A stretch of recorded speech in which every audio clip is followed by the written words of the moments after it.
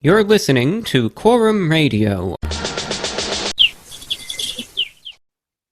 Okay, QUORUM Radio. I'm with Steve Roe, and Steve Roe, as many of you know, is a JFK researcher, like many of us.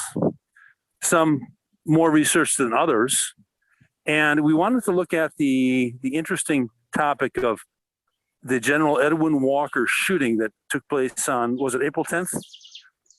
Yes, April 10th, 63. Mm-hmm. So, Steve, there's a lot of topics that command considerable attention. This is like a subchapter of the JFK assassination, because some people suspected that he may have been involved in the General Edward Walker attempted assassination.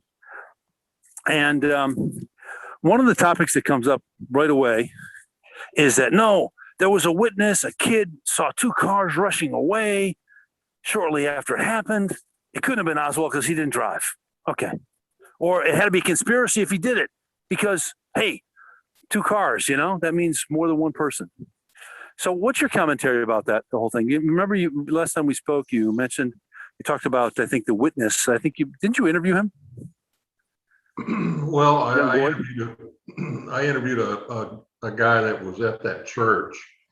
He was a 16-year-old kid at that time.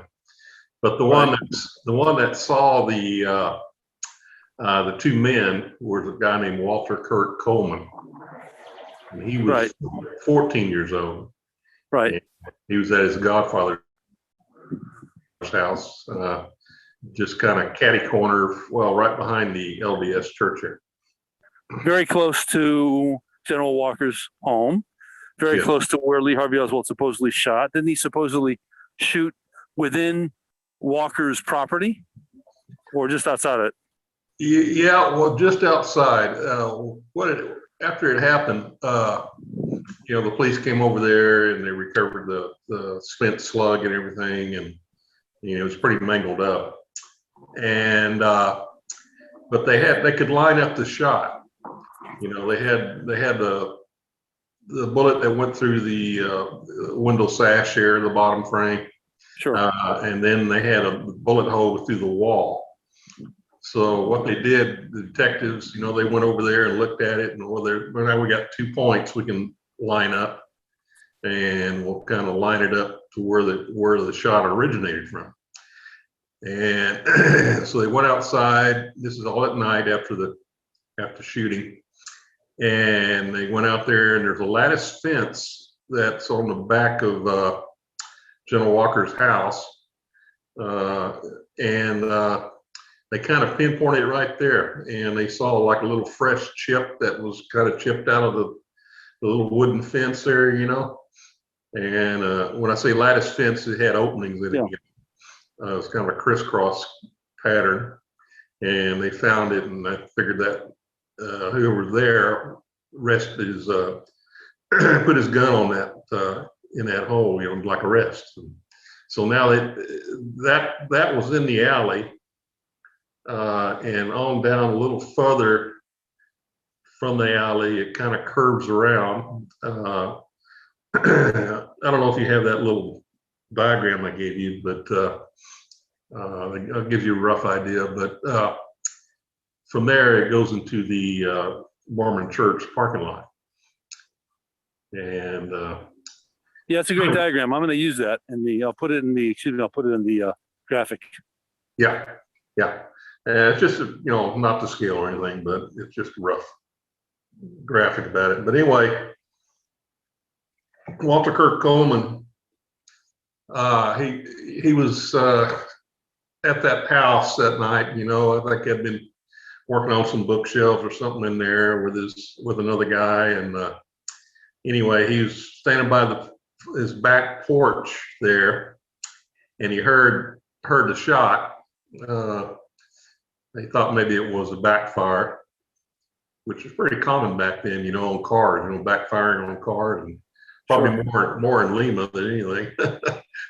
What I remember of it. No, actually, we have probably more common gunshots.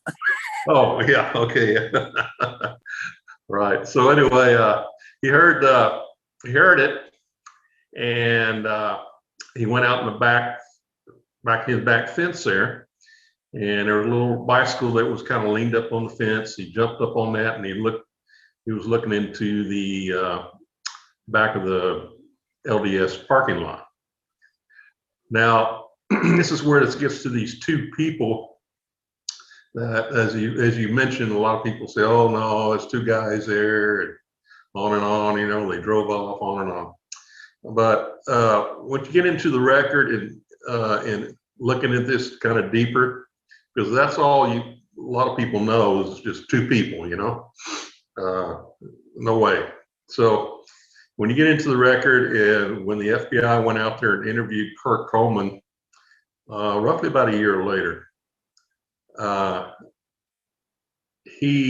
they had him reenact what he did that night and where he saw these two people. They were two white males, and I'll just give you briefly a description of what they come up with. First of all, he was staying on the back porch there, and they measured the distance. The FBI measured the distance from the back porch where he heard the shot to the fence. And it was a real small backyard there, you know. It was only 14 feet. So it's only just a short distance, 14 feet from when Coleman heard that shot, ran over to the fence. So they had him reenact it, and he they say 2 seconds, but I'm gonna say it's more like 5 seconds where he got up on that bicycle and was looking over the fence. And when he did, there was two people that he noticed. One was pretty close to him.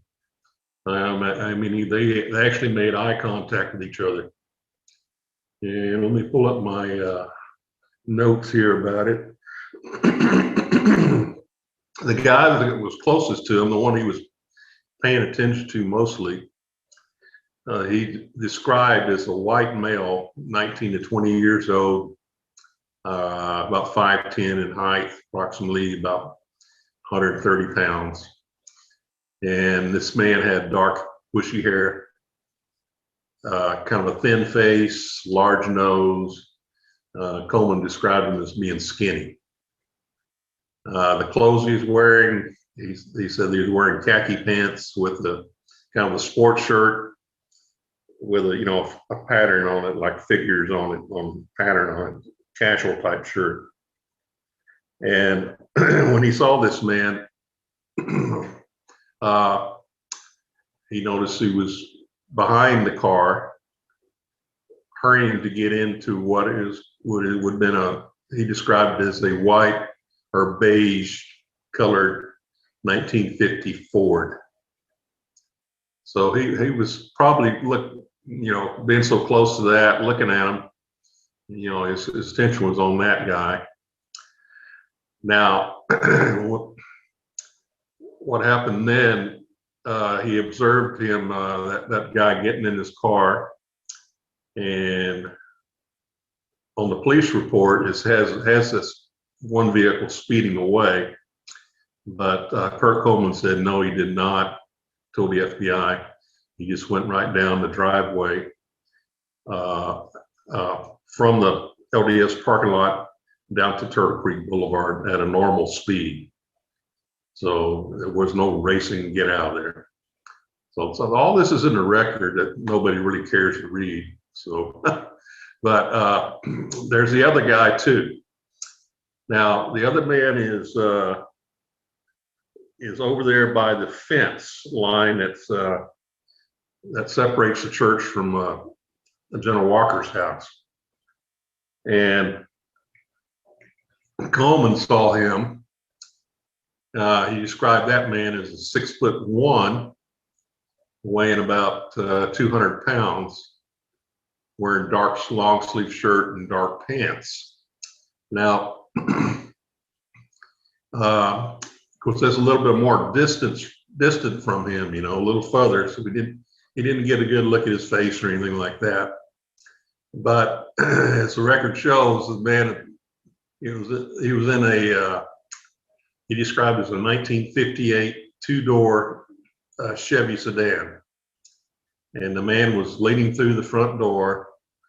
Yeah, if you remember the old sedans, where the seats kind of fold forward. Looked like he was putting something in the back seat or getting something out. The seat was folded over onto the steering wheel, and he observed that, but he did not observe it take off. So he was mainly focused on the guy close to him. So that's what he saw, and he said he didn't really see him drive off until later when the Dallas police came out there and interviewed him. An hour later, he noticed that car was gone. So that's the description of the guys. So what the FBI did was they started taking measurements, and I sent you a photo of CE 1953D, which would have been a view from Kurt Coleman's vantage point at the fence. And I'll have to look at it again, but I think number 2 was along the fence line. That was where he saw that man, or maybe I got it wrong. But there's two of them, 2 points there where he noticed the guy next to him or close to him, and one along the fence line. And number 3, I think I had it circled there. It was a stockade fence, little stockade fence that we'll get back to. That's pretty important. So the FBI measured that distance from where those 2 guys approximately were back to Walker's Alley, where this property meets the alley there, and one was at, I think one was 80 feet, and one was 56 feet.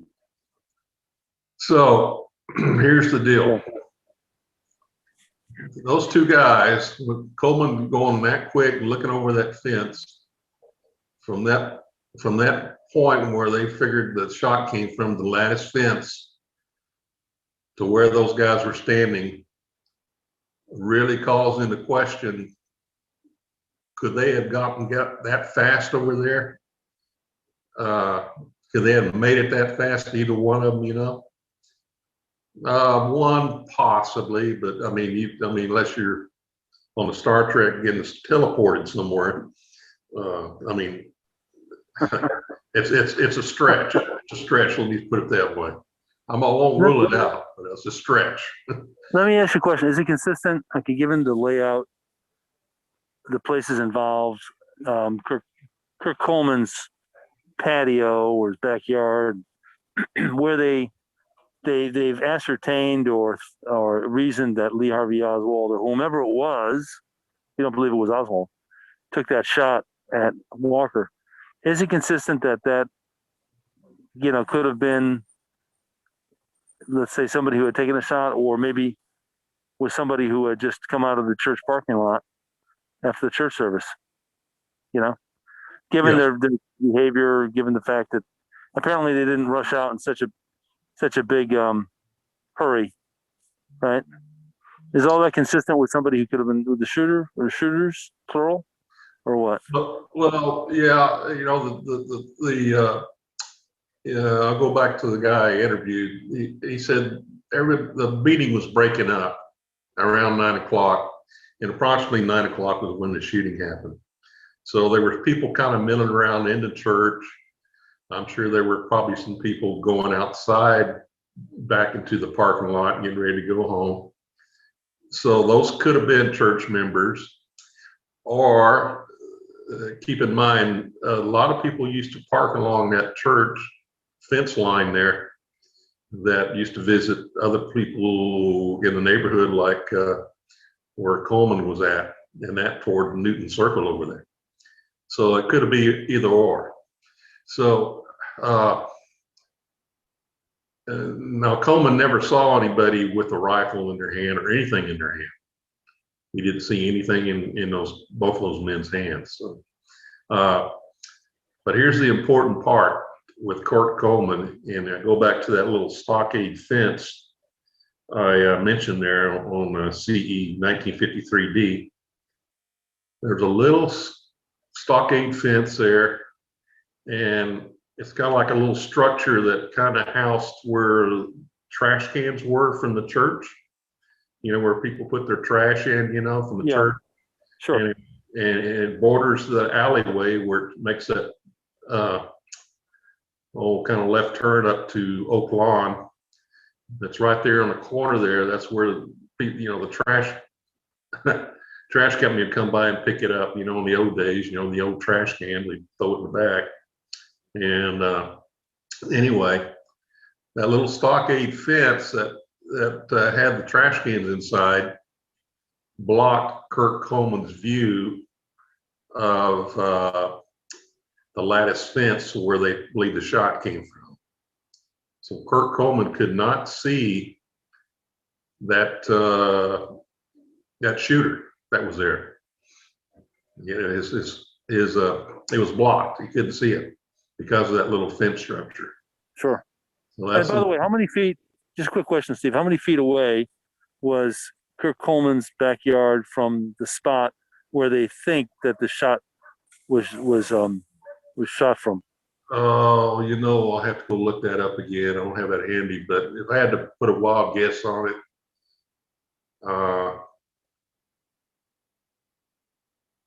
could be 75, 80 feet, maybe 90. Pretty far. Yeah, it's kind of far, It wasn't close. So, it was a little distance away. And of course, this is at night too, so you got that going on. Okay, so one thing I want to ask you is, so if you look at somebody takes a shot from that spot that they figured where the chip was. I mean, was it easy for somebody to take a shot at Walker and to get away quickly and to be obscured? Or was it something where they're out in the open for like 30 seconds or so or more?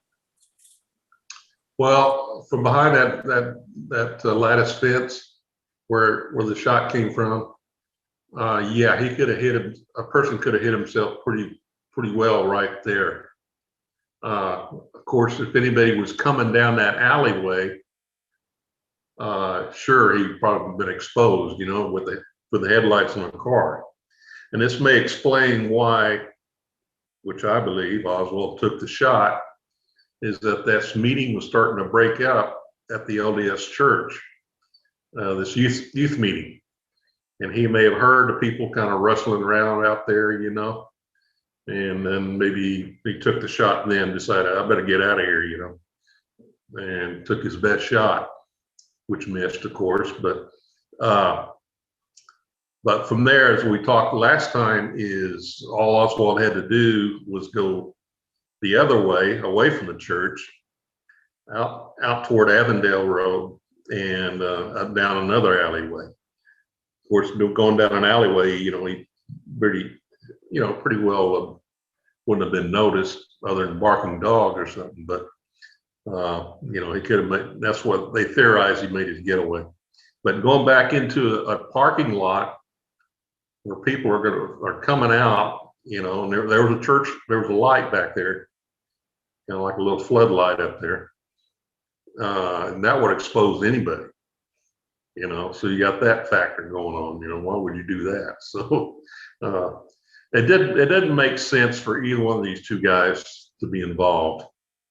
It doesn't. Of course, I'm sure people will argue with me about it, but when you look at it, when you go out there and actually look at it for yourself, the remnants of the old church lot, I was back here again last year.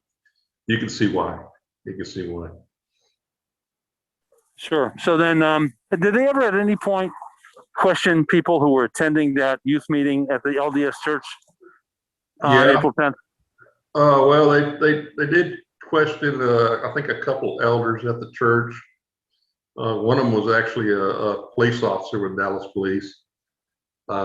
He wasn't there, I believe. I think Hanson was his name. and they interviewed another one there. And they were just trying to figure out, who these two guys were. The FBI was trying to figure out who these guys were. Were they church members or what?